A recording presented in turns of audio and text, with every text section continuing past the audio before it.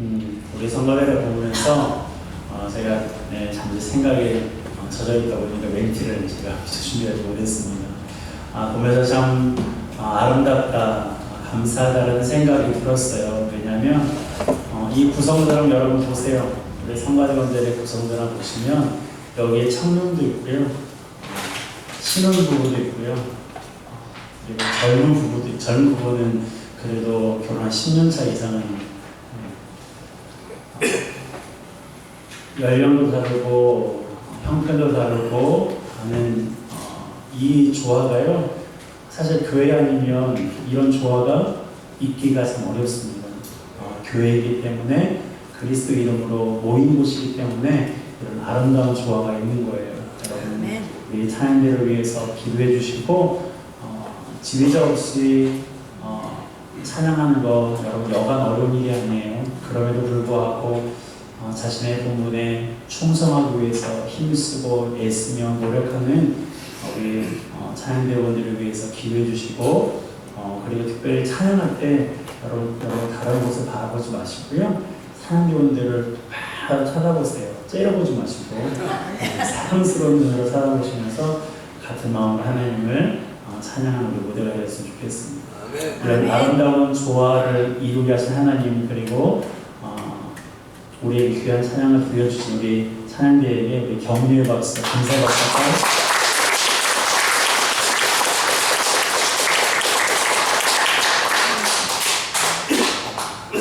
가두어도 갇히지 말라 하는 말씀의 제목으로 우리 함께 말씀을 나누도록 하겠습니다. 빌사육칠, 무슨 말이냐? 빌립보서 4장 6절 7절 말씀입니다. 이 빌사육칠 초반에 보게 되면 아무것도 염려하지 말라 하는 말씀으로 시작합니다. 여러분 너무나 잘 아시는 말씀이죠? 아무것도 염려하지 말라. 자, 이 말씀 이면에는 그만큼 염려가 많다는 것을 의미합니다. 우리가 살아가면서 어린아이부터 노년에 이르기까지 우리가 살아있는 그 모든 순간순간까지 우리 삶 속에 참 다양한 염려가 많습니다. 크고 작은 염려가 항상 우리를 엄습하고 있습니다. 미래에 대한, 진로에 대한 염려, 자녀에 대한 염려, 물질에 대한 염려, 건강에 대한 염려. 염려의 수를 세하려 보면 얼마나 많은지 모릅니다. 수많은 사람들이 그러한 근심과 염려 가운데 갇혀서 매여서 살아가고 있습니다. 하나님을 믿는 성도들도 마찬가지고요, 하나님을 믿노라 하면서도 아무것도 염려하지 말라는 그 말씀을 온전히 받아들이지 못하고 때로는 염려의 수렁에 빠지기도 하고 염려의 쇠사슬에 갇혀 있기도 합니다. 그런데요, 감옥에 가두어도 갇히지 않는 사람이 우리가 보고 있는 성경에 소개되고 있습니다. 줄로 묶어두어도 묶이지 않는 사람이 있었어요. 그가 바로 본문에 등장하고 있는 바울이 그런 사람입니다. 바울은 로마의 지하 감옥에 갇혀 있었음에도 불구하고 그의 마음은 감옥에 갇혀 있지 않았어요. 수많은 사람들이 그를 죽이려고 하고 그를 위협하였지만 그의 마음은 항상 평온하였고 자유하였습니다. 우리는 이러한 바울의 모습을 통해서 가두어도 갇히지 않는 사람이 어떤 사람일까 오늘 본문을 통해 함께 말씀을 나누고 싶습니다. 첫 번째로, 가두어도 갇히지 않는 사람은 위기를 복음이 전해지는 기회로 바꾸는 사람입니다. 한번 따라할까요? 위기를 복음이 전해지는 기회로 바꾸는 사람. 그렇습니다. 위기를, 자신이 처한 위기를 복음을 전하는 기회로 바꾸는 사람이 바로 가두어도 갇히지 않는 사람의 첫 번째 특징입니다. 바울은 자신이 당한 일이 오히려 복음 전파의 진전이 되었다고 고백하고 있습니다. 방금 말씀드렸던 것처럼 바울은 현재 로마 지하 감옥에 갇혀 있어요. 그리고 쇠사슬에 꽁꽁 묶여 있습니다. 하지만 그것이 바울에게 고통의 시간이 아니라 기쁨의 시간이었다고 기록하고 있어요. 이 빌립보서를 신학자들은 기쁨의 장이다, 기쁨의 서신이다 라고 말합니다. 그만큼 기쁨이라는 단어가 다른 성경에 비해서 많이 기록되고 있거든요. 로마 지하 감옥에, 그것도 어떤 감옥에 갇힐 만한 죄를 지어서 갇혀 있는 것이 아니라 예수 그리스도의 복음을 전하다가 지하 감옥에 갇혔는데, 그 상황 속에서 사도 바울은 기뻐하고 또 기뻐하고 있는 거예요. 그 이유가 무엇일까요? 로마 사람들과 고위 관료들에게 복음을 변호하고 전할 수 있는 기회가 자신에게 주어졌다고 믿었기 때문입니다. 바울이 감옥에서조차 믿음을 잃지 않고 그곳에서 복음을 전할 수 있게 되어 감사하다는 소식이 빌립보 교회 성도들에게도 들렸어요. 그러자 많은 믿음의 형제들이 어떻게 반응했을까요? 본문에 보면 주님을 신뢰함으로 복음을 더욱더 담대하게 전했다고 말하고 있습니다. 우리 14절의 말씀을 함께 읽습니다. 시작. 형제 중 다수가 나의 이름으로 말미암아 주 안에서 신뢰함으로 겁없이 하나님의 말씀을 더욱 담대히 전하게 되었느니라. 아멘. 자, 여러분, 보통 리더가, 한 공동체 안에서 리더가 어려움에 처하게 되면 그 공동체가 어떻게 됩니까? 공동체도 동일하게 어려움에 빠지게 돼요. 더 나아가서는 공동체가 해체되기도 합니다. 그러나 빌립보 교회는 달랐어요. 바울이 감옥에 갇히는 위기를 만났지만 그 위기가 도리어 복음을 전하는 진보를 이루게 된 것입니다. 복음의 진보를 이루게 된 거예요. 바울이 그 감옥 안에서도 믿음이 무엇인지 그들에게 보여주었기 때문입니다. 이것이 바울의 선한 영향력이에요. 여러분, 한번 생각해 보세요. 만약에 바울이 복음을 전하다가 감옥에 갇혔어요. 그런데 광야를 걸어갔던 이스라엘 백성들처럼 하나님 왜 나에게 이런 일을 행하셨습니까? 하나님을 원망하고 불평했다면 빌립보 교회 성도들이 어떤 반응을 보였을까요? 여러분, 성도들은 더 두려워했을 것이고요. 복음 전하는 것을 어쩌면 중단했을지도 모르겠습니다. 복음을 전하면 저렇게 감옥에 갇히는구나. 복음을 전하다가 감옥에 갇히면 저렇게 믿음 좋게 보이던 사람도 저렇게 믿음이 떨어져 버리는구나 라는 근심과 염려가 성도들 안에 들어올 수도 있었을 것입니다. 하지만 바울은 어떻게 했습니까? 그 위기 속에서도 믿음을 보였어요. 내가 기뻐한다. 도리어 내가 이 갇힘으로 인해서 이곳에 있는 고위 관료들에게, 그리고 간수들에게, 로마인들에게 복음을 전하게 된 것이 감사하고 기쁘다라는 고백이 성도들의 귓가에 들려온 거예요. 그러니 이 빌립보 교회 성도들이 복음을 전하는 것을 두려워하기는커녕 더욱더 담대하게 전한 것입니다.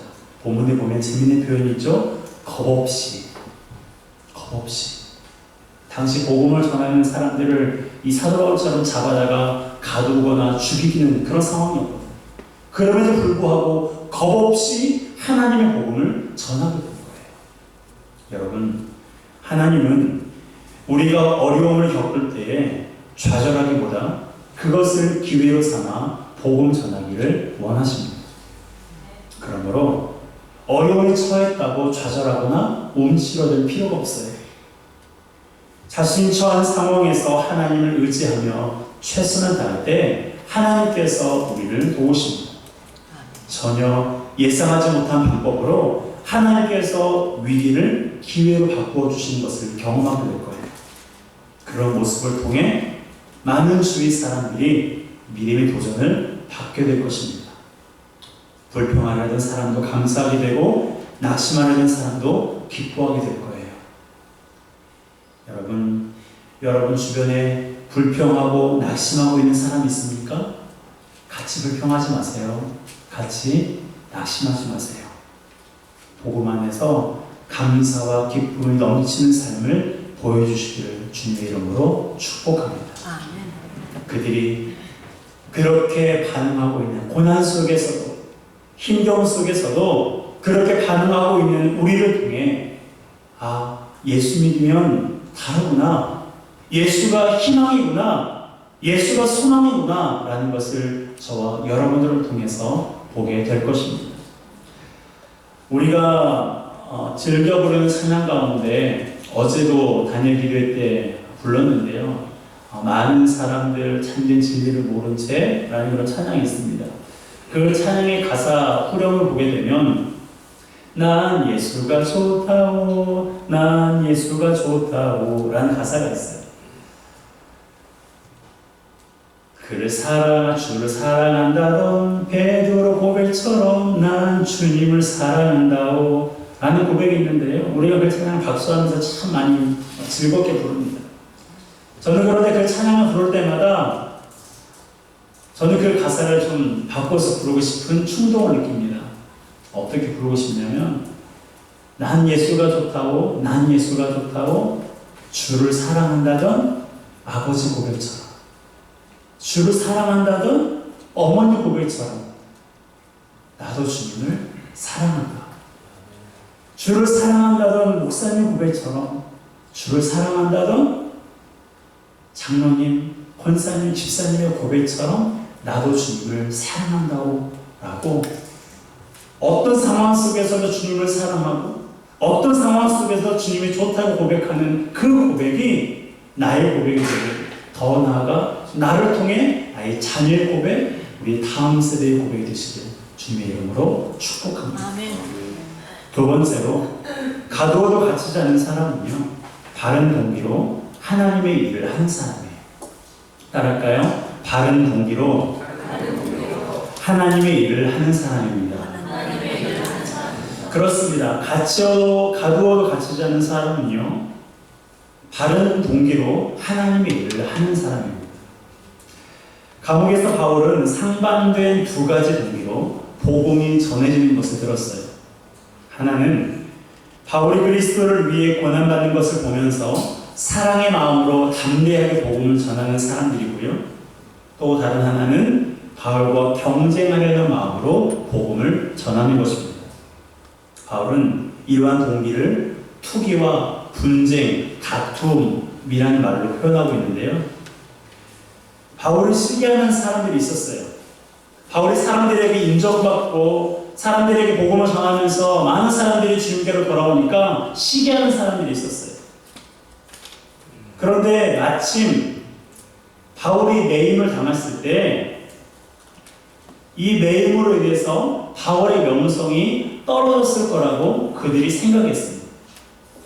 그래서 자신들의 명성을 회복시키려는 동기를 가지고 복음을 전하는 사람들이 있었어요. 어떻게 보면 순수하지 않은 동기로 복음을 전하게 된 것입니다. 하지만 바울은요, 그들에 대해서 부정적인 시각을 바라보는 것이 아니라 어떤 동기로든 결국 복음이 전해지는 것으로 인해서 기뻐한다라고 고백하고 있어요.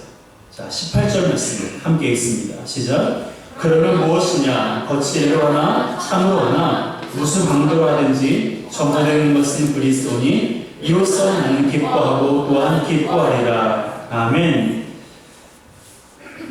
여러분, 바울은요, 자신의 명성이 손상되는 것에 개의치 않았어요. 자신이 사람들에게 잊혀지는 것을 염려하지 않았습니다. 어떤 동기로든 복음이 전해진다면 그것으로 만족했어요. 고백하고 있잖아요. 나는 기뻐하고 투기와 분쟁으로 가든 어떤 방도로 가든지 예수께서 나를 위해 십자가를 죽으시고 부활하셨다라는 그 복음이 전해지면 오케이, 나는 만족해, 나는 기뻐 라고 고백하고 있는 거예요. 물론 이 시기와 경쟁심으로 하나님의 일을 하라는 말씀은 아닙니다.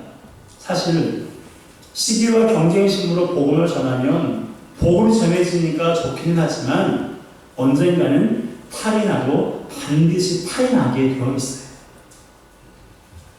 때문에 우리는 선한 동기를 가지고 하나님의 일을 해야 됩니다. 무언가를 열심히 하는 것도 중요하지만 왜 그것을 하려고 하는지 그 동기가 순수해야 돼요. 누구 보시기에? 하나님 보시기에. 사람들이 어떻게 보느냐, 물론 그게 중요할 수도 있어요. 우리도 사람이니까, 인간이니까 사람들에게 인정받고 싶죠. 그런데 중요한 것은 사람들이 나를 어떻게 보느냐가 아니라 하나님이 나를 어떻게 생각하시느냐예요. 여러분, 전도가 하나님이 기뻐하신 일입니다. 그렇죠? 주의 복음을 전하는 것은 굉장히 기쁜 일이에요. 하지만 다른 사람을 이기려는 경쟁심이나 자신을 드러내려는 욕심으로 전도하려는 사람들이 간혹 있습니다. 동기가 순수하지 않은 거죠. 봉사하는 것도 하나님이 기뻐하시는 일이세요. 하지만 사람들에게 인정받으려는 마음으로 봉사하는 것, 과연 그것을 하나님께서 기뻐하실까 한번 우리가 생각해 보아야 됩니다. 말씀을 배우는 것도 하나님이 기뻐하시는 일입니다. 말씀을 배워서 하나님 앞에 더욱더 낮아져야 되는데 간혹 교회들을 보게 되면 내가 누구보다 말씀 지식이 더 있고 내가 다른 사람들보다 더 많은 훈련을 받았다라는 그러한 이상한 교만한 마음들이 있는 성도들이 있습니다. 여러분, 하나님의 말씀 배우는 것을 우리가 그 말씀 앞에 굴복하고 그 말씀 앞에 복종하고 낮아지는 것이지 내가 어떤 사람들보다 우위에 있으려는 것이 아닙니다. 그런 의미에서 목회자인 제가 얼마나 조심스러운지 몰라요. 참 교만해지기 쉬운 자리가 바로 목사인 것 같습니다. 이렇게 주일마다 강단을 서니까 마치 성도들보다 더 믿음이 있는 것처럼, 성도들보다 하나님의 말씀을 더 많이 알고 있는 것처럼, 더 많이 경험하고 있는 것처럼, 그리고 성도는 나보다 한 수 아래야 라는 생각이 들 때가 있을 수가 있다는 거예요. 하나님의 말씀 앞에서 날마다 그 말씀의 거울 앞에 제 자신을 비춰보지 않으면 교만해질 수밖에 없더라고요. 여러분, 저뿐만이 아니라 생각합니다. 우리 인생의 경륜과 우리가 지금까지 달려온 그 신앙의 연륜들이 때로는 우리로 하여금 교만하게 하고 나는 누구보다 믿음이 좋아, 나는 누구보다 좀 더 나은 삶을 살고 있어 라는 얄팍한 교만한 그런 마음이 우리 가운데 들어올 수 있다는 것입니다. 여러분, 하나님을 위해서 무언가를 하는 것 정말 중요한 일이에요. 그런데 더 중요한 것은 내가 어떤 동기로 하나님의 일을 하는가입니다. 내가 어떤 동기로 주의 말씀을 선포하는가, 내가 어떤 동기로 봉사하고 있는가, 내가 어떤 동기로 말씀을 훈련하고 있는가, 내가 어떤 동기로 하나님을 예배하고 그분께 나의 예물을 드리는가. 여러분, 우리는 하나님을 기쁘시게 하는 사람입니다. 우리는 사람을 기쁘게 하는 존재가 아니에요.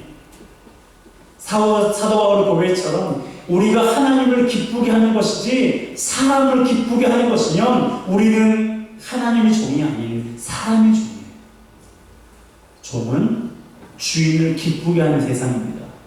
그러므로 내가 사람을 기쁘게 하기 위해서 열심을 낸다면 나는 사람의 종이에요. 그러나 내가 하나님을 기쁘시게 하기 위해서 열심을 낸다면 나는 하나님의 종입니다. 여러분은 누구의 종이십니까? 스스로를 돌아보시고 우리가 봉사를 하든 말씀을 선포하든 우리가 삶 속에서 무엇을 하든지 교회 안팎에서 무엇을 하든지 오직 하나님을 기쁘시게 하는 선한 동기로 우리에게 주어진 일에 최선을 다하는 우리 모두가 되시길 주님의 이름으로 축복합니다. 세 번째로 가도로 갇히지 않는 사람은 따라하겠습니다. 어떤 상황에서도 예수님을 높이는 믿음을 소유한 사람입니다. 자, 여러분, 보통 사람은요 깊은 절망감에 빠져 있을 감옥에서 바울은 간절한 소망이 있다라고 고백하고 있습니다. 그 소원이 뭐예요? 자신의 모든 상황을 통해 오직 그리스도께서 존귀하게 여겨지는 것입니다. 자, 우리 20절과 21절 말씀 함께 읽습니다. 시작. 나의 간절한 기대와 소망을 따라 아무 일에든지 부끄러워하지 아니하고 지금도 전과 같이 온전히 담대하여 살든지 죽든지 내 몸에서 그리스도가 존귀하게 되게 하려 함이니 이는 내가 사는 것이 그리스도니 죽는 것도 유익함이라. 아멘. 여러분, 바울은 감옥에서 풀려나 자유로워지더라도 아니면 갇힌 채 죽임 당하더라도 그는 예수님만 높여지기를 원했어요. 예수님만 존귀해지기를 원했습니다. 이것이 사도 바울의 간절한 소원이었어요. 여러분, 많은 사람들이 감옥에 갇히면 그 감옥에서 풀려나는 것이 간절한 소망일 수 있어요. 그러나 사도 바울은 하나님, 내가 이 감옥에서 내가 나아가기 원합니다 라고 하나님 앞에 간절히 기도한 것이 아니라 내가 어떤 상황 속에서 처하는지 간에 내가 감옥에 있든 파손된 배에 있든 어떤 상황 가운데 있든지 간에 오직 나를 통해 하나님이 존귀함 받기를 원합니다 라는 고백을 했어요. 바울은 어떤 경우에서도 자신이 높아지기를 원하지 않았습니다. 고린도 교회 성도들에게 한 말에서 좀 더 분명하게 알 수 있는데요.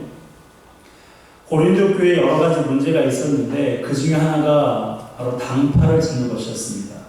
성도들은 누구는 게바에게, 누구는 아볼로에게, 누구는 바울 혹은 그리스도에게 속해 있다라는 말을 했습니다. 서로서로 당파를 짓는 거예요. 그때 바울이 다음과 같이 말했습니다. 내가 너희를 위하여 십자가에 못 박혔느냐? 너희가 바울의 이름으로 세례를 받았느냐? 라는 말을 했습니다. 무슨 말이에요? 십자가에 못 박힌 사람은 바울이 아니라 예수 그리스도예요. 때문에 예수 그리스도 이름으로 성도들이 세례를 받게 된 것입니다. 바울은 이것을 잊어버리지 않았어요. 당시 초대교회에서 바울의 위치는요 엄청났습니다. 바울이 온다라는 소식이 들리면 꿈에서라도 단 한 번이라도 보고 싶어하는 그런 인물이 바로 사도 바울이었어요. 사도 바울을 알지 못한 사람이 한 사람도 없을 정도로 온 아시아와 유럽 전역에 사도 바울의 이름이 널리 알려졌습니다. 그럼에도 불구하고 사도 바울은 내가 너희들을 위해서 십자가에 못 박혔느냐? 너희들이 나의 이름으로 세례를 받느냐? 라고 말하면서 자신이 아닌 오직 예수 그리스도만 높여드리는 삶을 살았어요.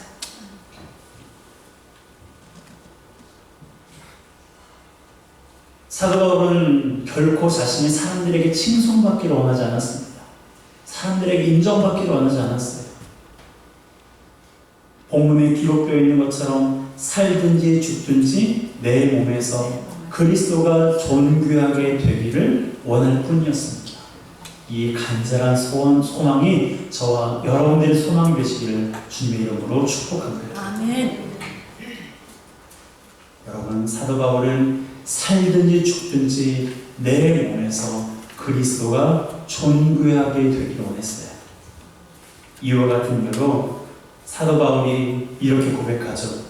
21절에 내가 살든지 내가 사는 것이 그리스도니 죽는 것도 유익합니다. 그가 살아도 주를 위하여 살고 죽어도 주를 위하여 죽었어요. 그리고 사나 죽으나 그 모든 것이 주님의 유익함을 위한 것이었습니다. 여러분, 우리는 어떠한 상황에 처해 있을지라도 우리를 통해 예수 그리스도만이 높아지기를 소망해야 됩니다. 우리가 높은 위치에 오르고 평안할 때에는 그것을 가능하게 해주신 하나님 앞에 늘 감사해야 되고요. 우리가 감옥에 갇혀있는 것과 같은 절망적인 순간이 있을지라도 최선을 다하는 삶을 통해 하나님의 이름을 높여드려야 돼요. 세상에서 높아지든 핍박을 받든 흔들리지 않고 주님을 바라볼 때 바로 우리를 통해 하나님이 영광 받으십니다. 그러기 위해서는 상황을 초월하는 믿음을 달라고 하나님 앞에 기도해야 돼요. 가두어도 갇히지 않는 사람이 되게 해달라고 하나님 앞에 기도해야 됩니다. 여러분, 사탄은요, 우리를 슬픔에 가두려고 해요. 인생 살다 보면 엄청난 슬픔 가운데 슬픔이 우리가 슬픔을 만날 때가 있지 않습니까? 누구나 슬플 때가 있어요. 그런데 사탄은 그 슬픔을 이용해서 그 슬픔에 우리를 가두려고 합니다. 그런데 우리는 그 슬픔에 갇혀 있는 삶을 살아서는 안 돼요. 사탄이 우리를 여러 가지로 두려움에 가두려고 하지만 우리는 그 두려움에 갇혀서는 안 됩니다. 투기와 분쟁에 가두려고 해도 갇히지 않는 사람이 되어야 돼요. 내가 해냈어. 내가 노력했기 때문에 이렇게 된 거야. 라는 교만에 가두려고 해도 그곳에 갇히지 않고 하나님께 영광 올려드리는 우리 모두가 되어야 됩니다. 여러분, 좋아도 사탄은 좋은 것으로 우리를 가두려고 하고, 좋지 않은 일을 만나도 사탄은 그 좋지 않은 일을 통해서도 우리를 가두려고 합니다.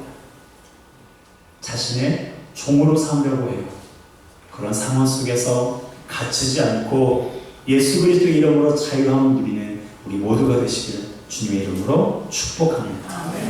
고난을 기회로 바꾸고 모든 상황 속에서 하나님만을 높여드립시다. 살든지 죽든지 오직 우리 몸에서 그리스도만이 존귀하게 되기를 원합니다라는 믿음의 고백이 저와 여러분들의 간절한 소망과 기대가 되시기를 주님의 이름으로 축복합니다. 함께 찬양하겠습니다. 너 근심 걱정하도 어려움을 당해도 우리 함께 찬양하겠습니다.